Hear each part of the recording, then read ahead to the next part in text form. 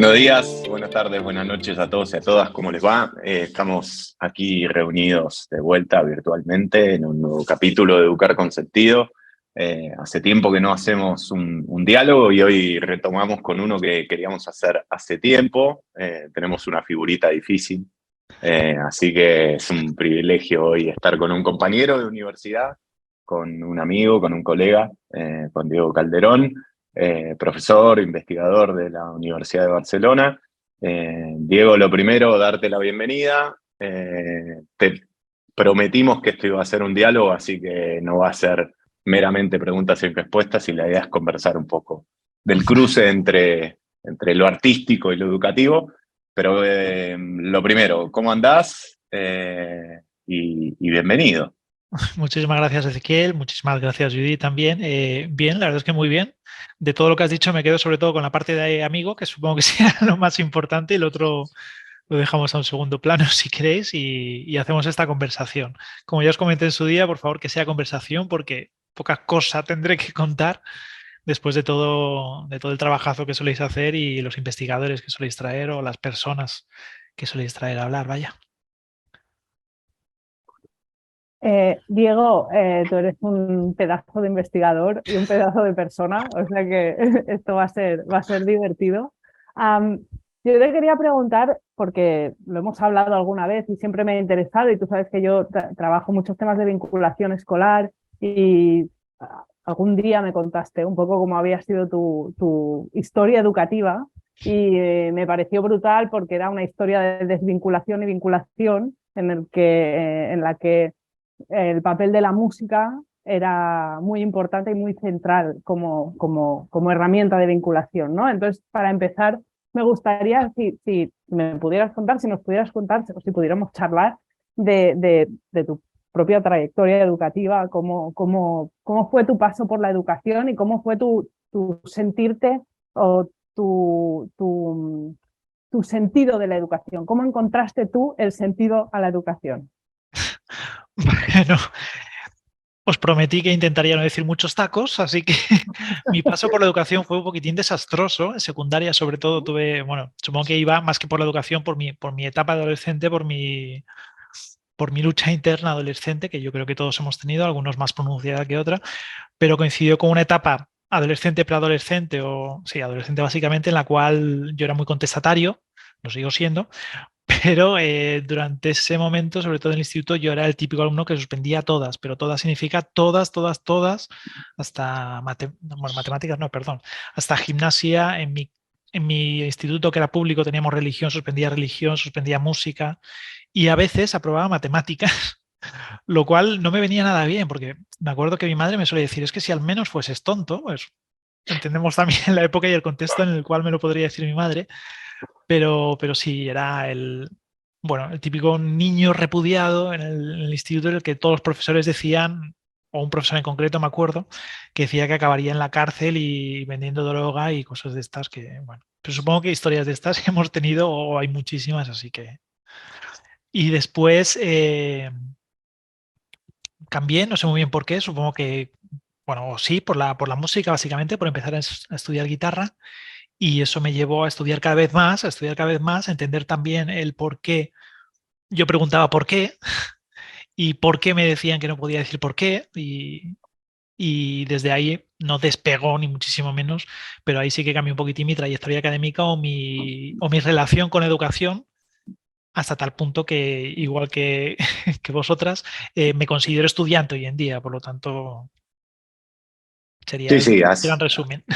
has sido mal estudiante quizás en época educativa, pero después encontraste, bueno, tu arista, tu área que te empezó a apasionar, que empezaste a profundizar de todas las veces que hemos conversado, que nos contabas.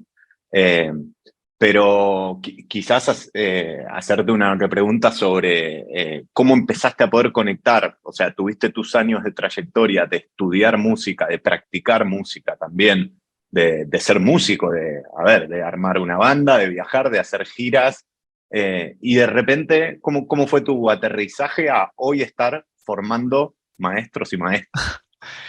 El, el mundo de la música, hay un momento en el que se junta con la educación y es muy, muy habitual, sobre todo o al menos yo lo viví así, bueno, yo y muchísimos compañeros lo vimos así, que es cuando quieres aprender más, necesitas pagar mejores maestros. Yo vengo de una familia más o menos humilde, por lo tanto, para poder, para poder pagar mejores maestros, aparte de tocar donde fuese, tenías que financiarte, no había otra forma de hacerlo, y dar clases siempre ha sido una solución fácil. O sea, entrar en un mundo de la educación, desde la educación entendida como te enseño a tocar la guitarra, la parte instrumental más que conceptual de la educación.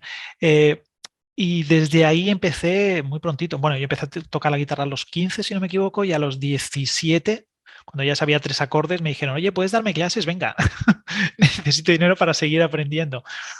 Y desde ahí entré. Luego, después de varios pasos por varios conservatorios y demás, que siempre estuve dando clases en escuelas de música y en institutos también, cuando acabé la carrera, bueno, yo estudié guitarra clásica primero y después guitarra jazz, guitarra rock, o sea, guitarra moderna, perdón, se denominaba. Busqué para seguir estudiando, eso que dije que me reenganché a aprender para seguir estudiando, y lo único que encontré que tenía relacionado con la música era un máster en Barcelona, en la Universidad de Barcelona, porque en ese momento los conservatorios de música moderna, había muy poquitos, no impartían todavía las enseñanzas de másters. Y yo en ese momento vivía en Navarra y tenía que tomar la opción de o me quedo en Navarra trabajando, que tenía trabajo y estaba bien, o vuelvo a Santander, yo soy de Santander, y era un poquitín, tampoco me apetecía demasiado, aunque lo he hecho mucho de menos, hay que decirlo, o sigo volando, sigo aprendiendo. Y por eso llegué a la Universidad de Barcelona. Ahí, mientras estaba haciendo el máster, había una línea de investigación y lo típico, que estaba nervioso el día que estaba haciendo la matrícula. ¿Y qué hago? O profesionalización, investigación. Y digo, pues investigación. No tenía ni idea qué era esto. Ni idea, ¿eh? Y el profesor o el tutor que me llevó mi TFM de investigación me dijo al segundo día, oye, yo creo que esto no se te da mal, por qué no te implicas más en la investigación? Y a través de él llegué a la universidad como asociado. Y bueno, ahí he seguido todo el periplo de carrera académica hasta ahora. Claro. Y que continúas ahora, ¿no? Porque quizás como primer cuestión así que me anoto de aprendizaje de lo que nos estás contando, tiene que ver con algo que venimos conversando en otros episodios con otras personas vinculadas a lo educativo, que tiene que ver con, por un lado, el estudio del mundo, en tu caso la música, pero por otro lado, la práctica del mundo, ¿no? Es como esa combinación. Sí, esa combinación, o más bien intentar entender esa combinación, es intentar hacer un trabajo interior de por qué me gusta algo, que en este caso es la música. Para mí es la mayor pasión que he tenido en la vida y que sigo teniendo cada día. Porque me gustaba tocar, pero porque me gusta escuchar música, poder entender por qué al resto de la gente le puede gustar escuchar música, o la experiencia artística. La experiencia artística, tanto desde el punto, entre comillas, pasivo, que si después, si queréis, después podemos hablar de eso, desde el punto de vista pasivo o activo, hacer música o escuchar música, ¿no? Teniendo en cuenta que yo entiendo que habitualmente, o me gusta pensar que es así, escuchar música ya es de por sí completar un mensaje musical, hacer música en sí. Se me aparecen 200 preguntas, perdón. Ya la próxima te prometo que es tuya, pero digo, pienso en voz alta. Tenés un puente para cuando ahora te toca dar clases, tenés un puente muy cercano, ¿no? Porque esto del consumo, aunque sea pasivo de la música, es algo que a buena parte del alumnado que tenemos en la universidad está, ¿no? Es como que te podés tenés ahí como una excusa para acercarte, para construir un puente ahí bastante sencillo, ¿no? El puente está, el problema es que, o entre comillas, el problema. Hoy me voy a pasar el día diciendo el pie de página de según mi opinión, que lo sepáis. El problema es que ellos no saben que está ese puente, y que nosotros, como docentes, y ahora hablo en general, muchas veces no sabemos usar ese puente, porque ese puente tiene que ser bidireccional. Yo voy, él puede venir también. Y entender esto a veces cuesta muchísimo para los docentes, en cualquier ámbito, pero en ámbito artístico también. Pero sí, sí, ese puente está, y es fácil acercarse desde la música para cualquier otra disciplina, creo. Claro, justo tú hablas de este puente y cómo, bueno, como todos los puentes, ¿no? Se puede transitar en las dos direcciones, y yo creo que es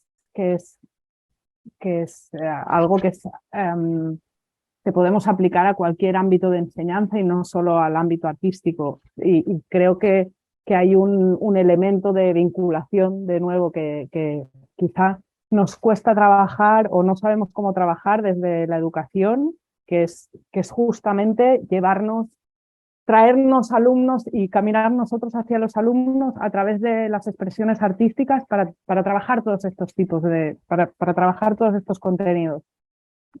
¿Cómo trabajamos eso en la formación del profesorado? ¿Cómo podemos aprender a usar las expresiones artísticas como elementos de vinculación escolar, de vinculación en secundaria, de vinculación con el alumnado universitario, cuando a veces nuestras áreas de trabajo no están muy naturalmente relacionadas, o creemos que no están muy naturalmente relacionadas con la expresión artística? Claro. Buena pregunta.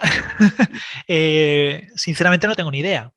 Yo lo que hago es, o lo que invito es a que piensen cómo podrían replicar la relación que tienen en este caso, ya sea yo como profesor universitario, cómo la podrían replicar ellos con sus alumnos.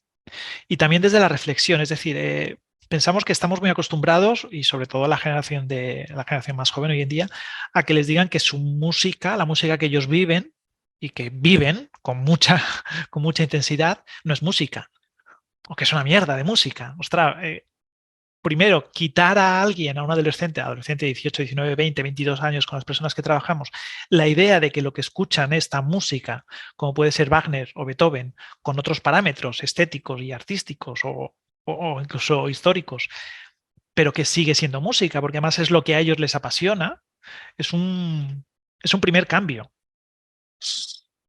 Claro. Perdón, Sí, sí, sí.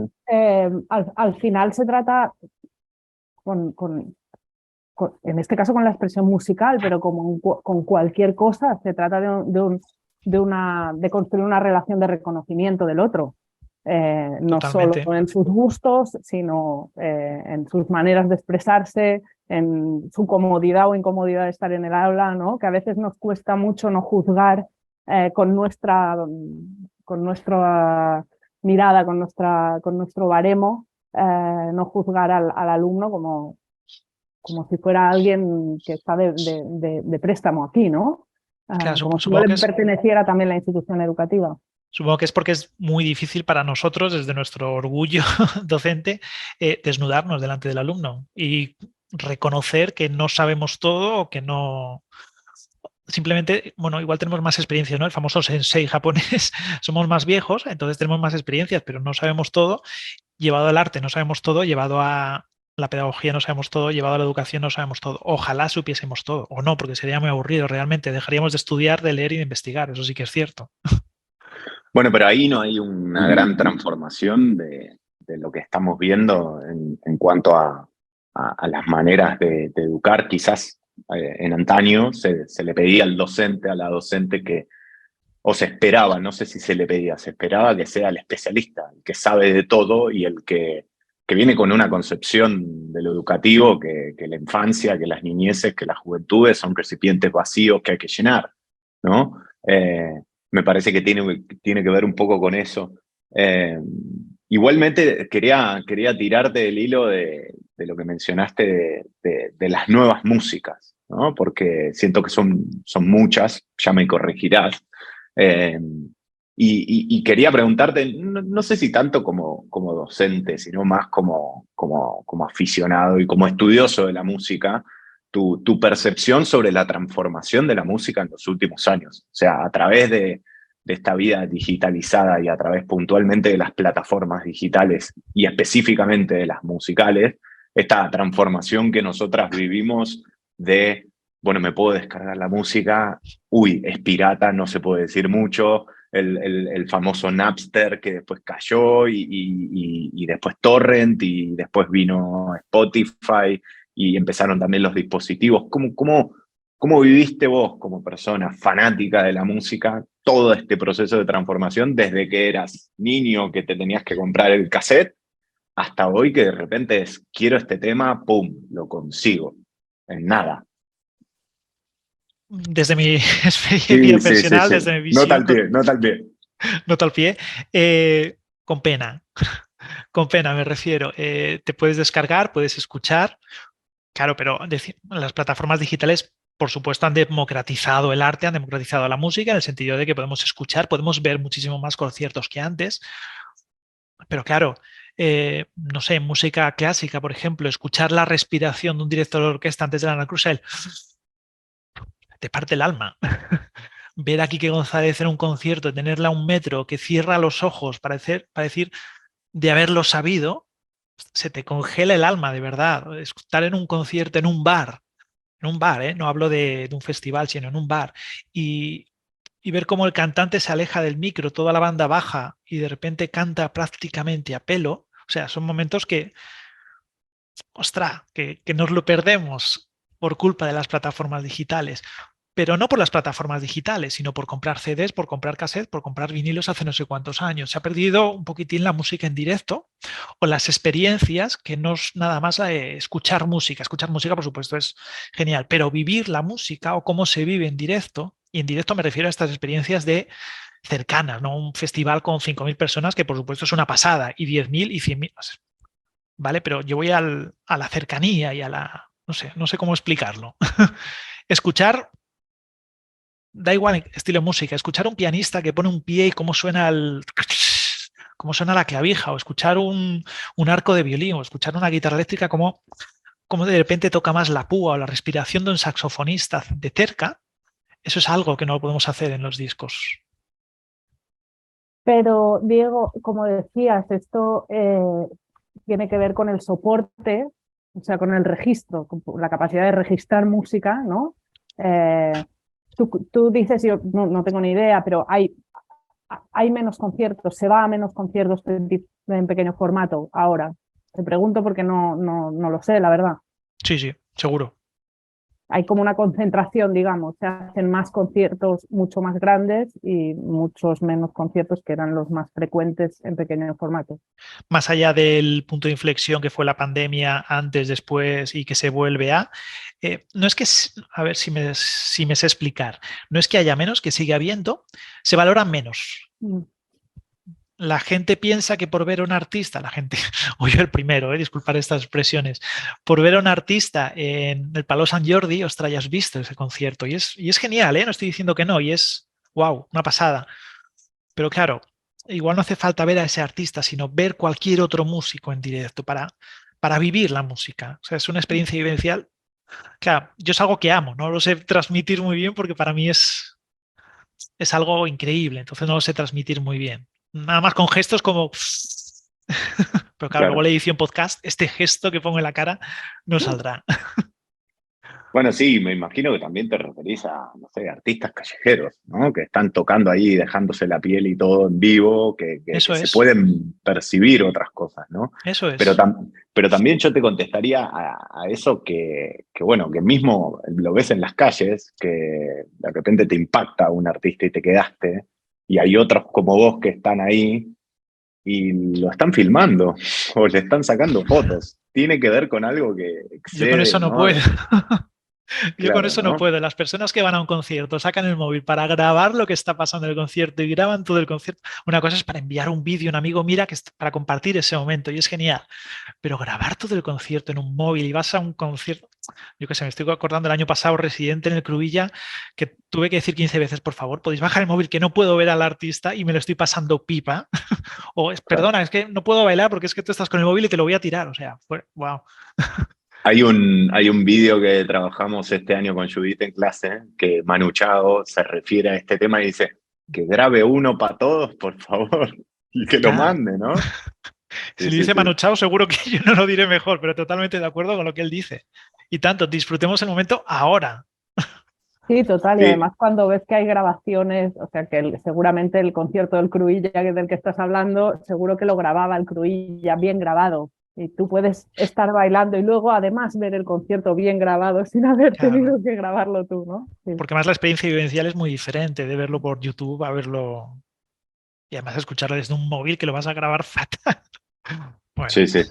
Bueno, pero tiene que ver quizás con esos tesoros, con esos premios que buscamos para compartirlo, ni bien estás en el mismo que si tal a otros y bueno, también para constatar que estuvimos, no hay una suerte de que tenemos que registrar las cosas porque si no pareciera como que no suceden, que es un fenómeno bastante interesante, ¿no? Para estudiar o para conversar.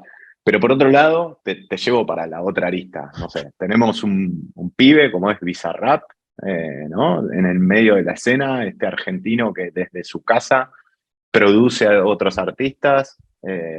Estamos todavía en el mes en el que lanzó este tema con Shakira, que está de repente en el centro no solo de la música, sino también de la conversación de muchas generaciones, como esa posibilidad también de hacer que te da el soporte, que te da la materialidad de lo digital, y que quizás no te implica el caminito de estudio o de ir con el maestro o con la maestra, ¿no? Sí, sí. ¿Cómo lo ves eso?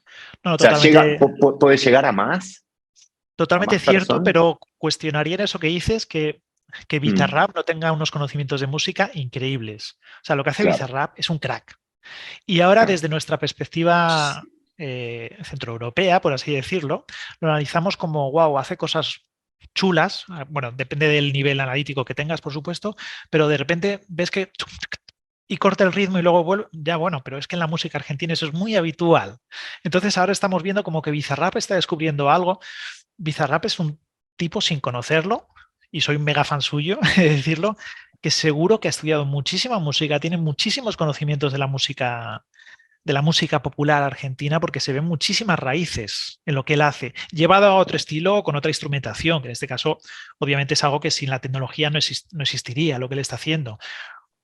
Pero él seguro que ha pasado por ir a su maestrillo, sea cual sea, que su maestrillo tampoco tiene Mm, que ser una persona que toque o un claro. maestro en un conservatorio. Si vamos, por ejemplo, al flamenco o incluso al jazz, la transmisión, o al rock and roll, la transmisión oral de la música, de los conocimientos musicales, no pasaban por un centro escolar o por un centro reglado. Entonces, su escuela igual han sido los discos, junto con otros raperos más actuales, Mm. o no tan actuales, pero yo estoy convencido de que tiene, o sea, calle no le falta, ¿qué diríamos? Estoy convencido de eso. Sí, hay un tema aquí que es muy interesante, que lo has hablado antes cuando decías, a pesar ¿no? de la contrariedad que entiendo que te genera, que la gente no disfrute de la música en directo, decías igualmente, obviamente las plataformas de música o el cassette han democratizado muchísimo el acceso a la música. Y ahora hablabas, ¿no? También de un boom comercial, como puede ser Bizarrap, como utiliza obviamente muchísimos elementos de la música popular.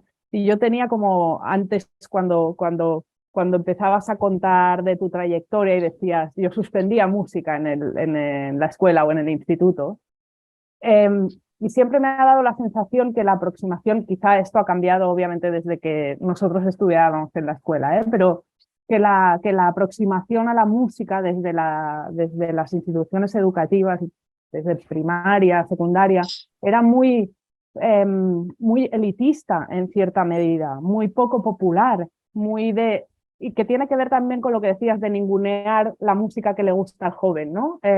Pero siempre no, hay que aprender a tocar la flauta en primaria.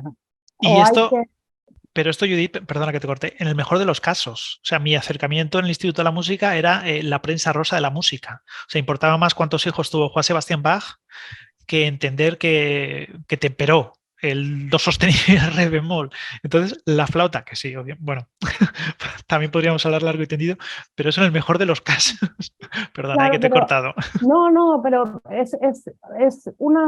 siempre me ha dado la sensación que la aproximación que se hacía en nuestra época al estudio del arte era muy poco desde la sensibilidad artística y mucho desde la estructura artística de alguna manera, ¿no? Y que eso interpela muy poco y hace que una persona como tú, que es una apasionada de la música, suspendieras música porque no te interesaba saber cuántos hijos tenía Bach, o que a mí me fuera mal en música porque hacíamos audiciones descontextualizadas de música clásica sin entender muy bien el porqué de eso, cuando calculo que para hacer audiciones, para hacer entrenamiento auditivo se puede usar también música popular, y que puede ser una puerta de entrada mucho más natural al vínculo del alumno con el estudio de lo que sea, pero también de la música, ¿no?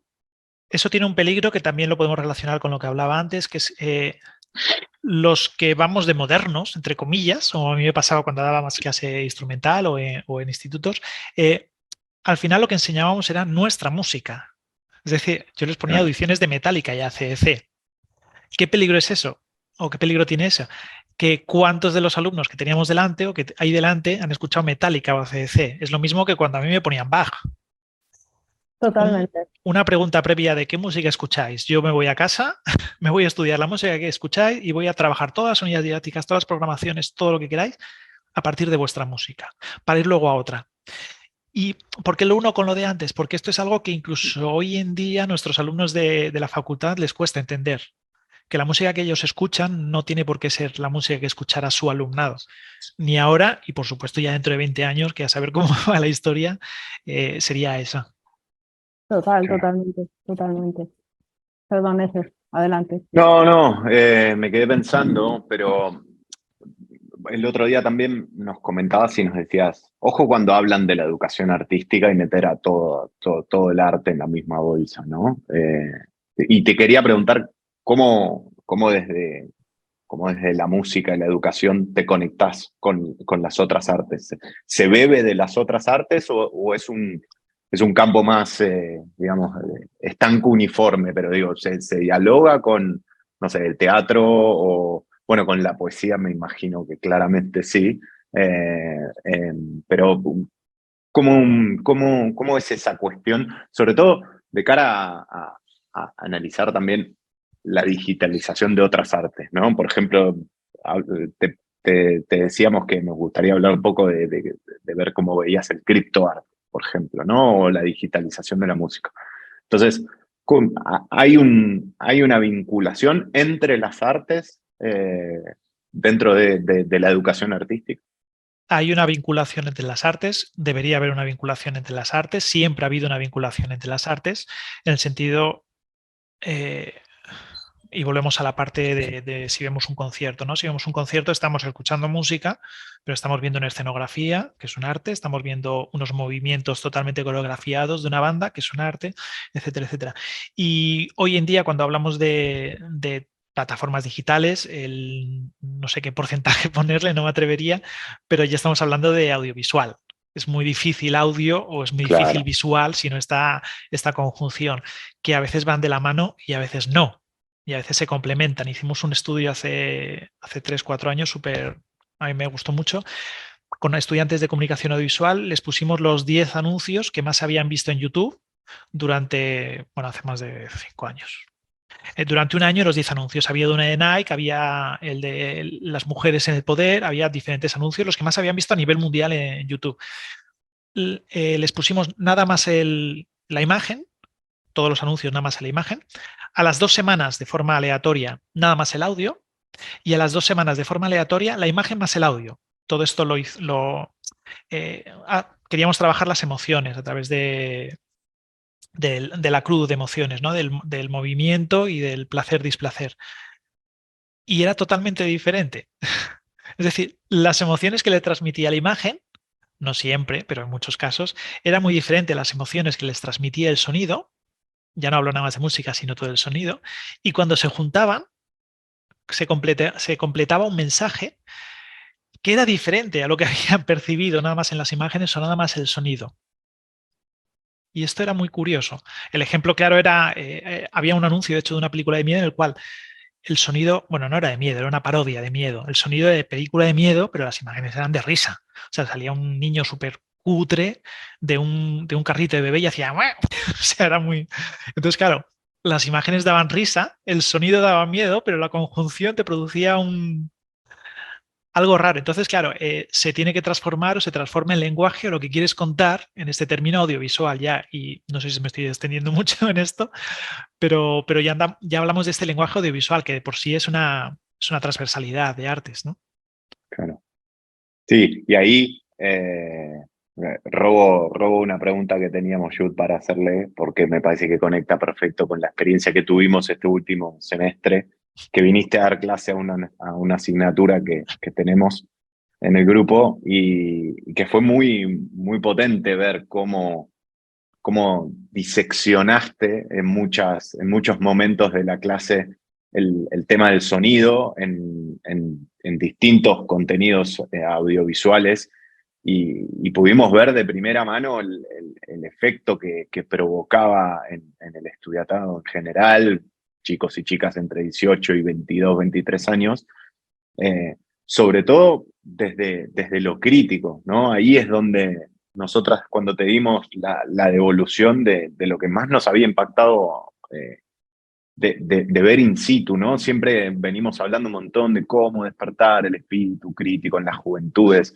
y de repente con el sonido, de repente con la música, en el cruce con el cine o con la publicidad, nos ayudaste con una herramienta súper empírica, súper concreta, a ver cómo pensar desde otro lugar las imágenes que se nos exponen todo el tiempo a diario, ¿no? Entonces, si querés, nada, hacer una breve o larga, extensa reseña de cómo, de qué propósito tuviste, de qué objetivos sentís que tiene este tipo de ejercicios y cómo viviste la experiencia.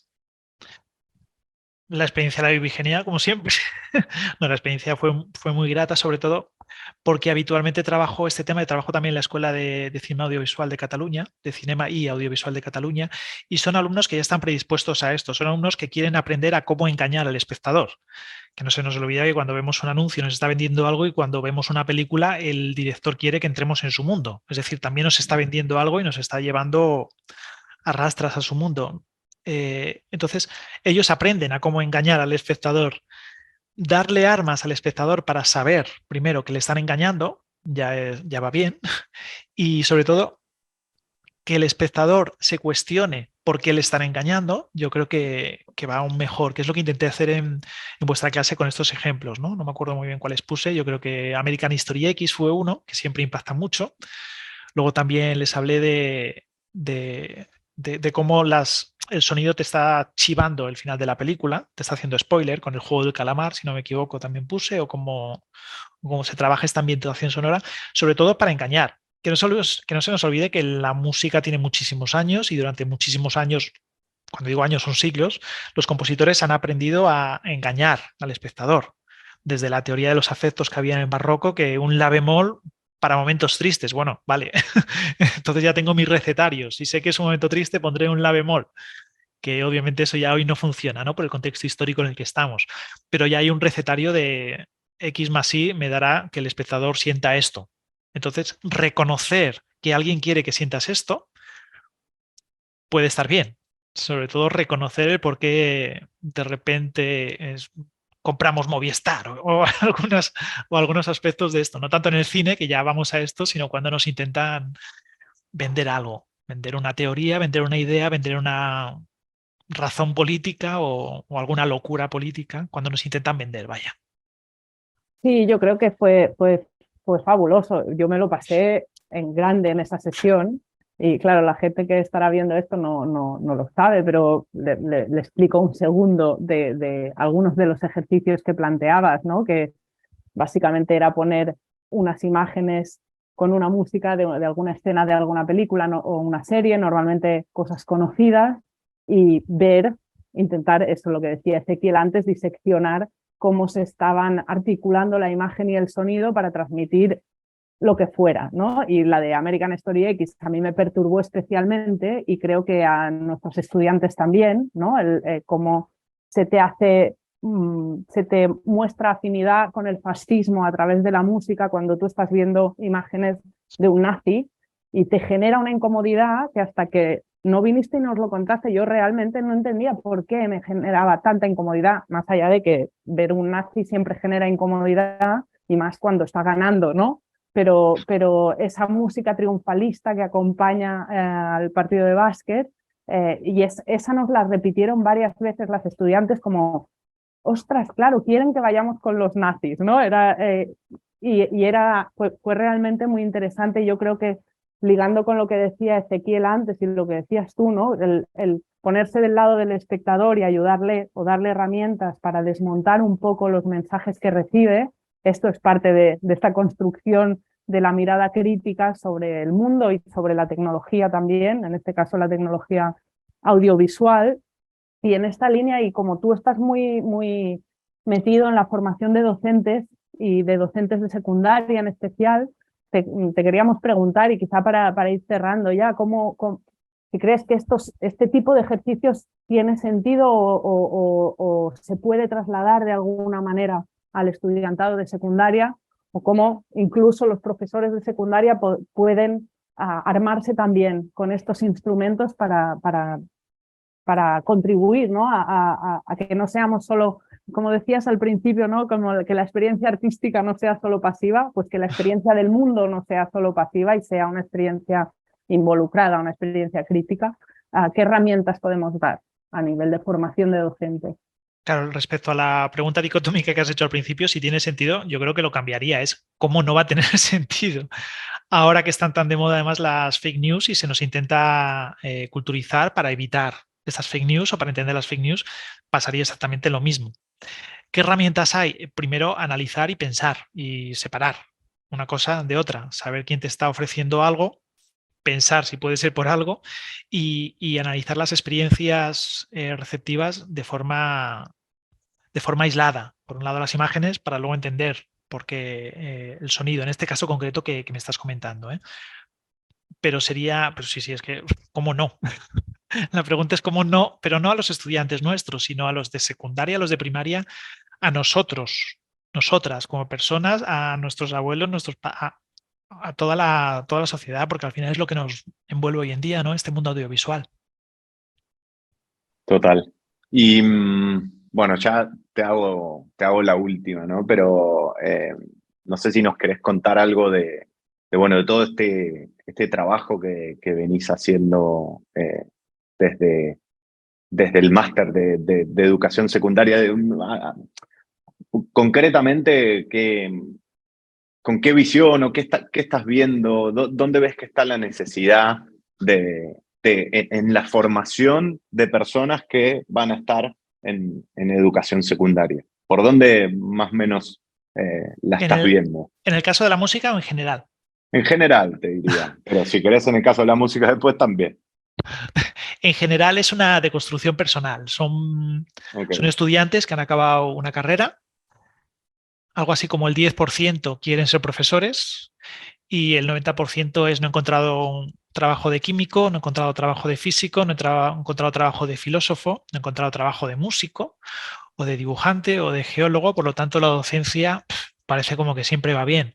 Además, tenemos en cuenta que los profesores tienen 3 meses de vacaciones, cobran muy bien y todos estos mantras que se nos repite habitualmente. Si total es ponerte delante de una clase y abrir un libro y explicar lo que hay, tiene que ser muy fácil, ¿no? claro. Hasta que se encuentra con 25 adolescentes en un aula. ¿Y por dónde va más o menos esa? Porque por lo que estás contando, así en términos cuantitativos, es como, o tenés muchísima gente que se te va de la formación, o de repente es como pegarles un golpe de timón Pues y ¿qué? cada vez hay más enamorados, es decir, Ok, salen heridos de lo que no han conseguido en el mundo profesional, o entran, perdón, heridos de lo que no han encontrado en ese mundo profesional, y cada vez me encuentro más enamorados, pero salen totalmente enamorados de la docencia. Han visto, por supuesto, siempre tendrán peores, mejores sí, docentes en la universidad que les aportarán algo o no, pero cada vez yo veo, y bueno, yo soy muy positivo con el mundo, ¿eh? Cada vez veo más gente que sale enamorada y veo docentes que serán increíbles, pero increíbles, que digo, ostra, ya me podría tocar a mí esto. Docentes que sean claro. increíbles porque son docentes críticos. O igual es la parte que a mí me gusta ver de todo el trabajo que estamos haciendo. Por supuesto que también salen algunos que, pues, salen algunas personas que igual no vivirán la docencia tanto, vaya. Diego, yo creo que te dejamos ya aquí con todo esto que nos has dado. No sé si quieres añadir tú alguna cosa que digas, ¿cómo puede ser que no me hayan preguntado esto? Sí, es lo más interesante que tengo para dar. No. Muchísimas gracias a todos. Bueno, sí, lo más interesante que tengo para dar es poner deberes a todos nuestros oyentes y que vean un mínimo de 2 conciertos al mes, que no es tanto. Ahí va. Perfecto. Me Tomamos gustó. nota. Tenemos que aplicarlo nosotros Tenemos también. que aplicarlo, exacto. Bueno, Eso, Diego, perdona, abrazo grande. hago un inciso, Sí. perdón, para acabar. Hace nada en el SCAC, en la Escuela Superior de Cinema Audiovisual de Cataluña, les dije, ¿cuántas películas habéis visto este año? Esto era a finales del 2022. Y me dije, wow, muchísimas. Bueno, y en el cine Uf, empecé 10, 9, 8 de esto que van levantando la mano y la media era una película y media. Wow. Estudiantes de cine. Claro, a mí claro. me causó, pero lo mismo pasa entre los músicos y lo mismo pasa entre las personas, que nos encanta la música. Ver Operación Triunfo con todo, con todo mi cariño hacia Operación Triunfo, pero la música está Claro. más allá. La música está en las calles, como decía antes Ezequiel, o... Perdón, ya corto. Muy bien. Bueno, abrazo grande, Diego. Gracias. Hasta luego. Adeu.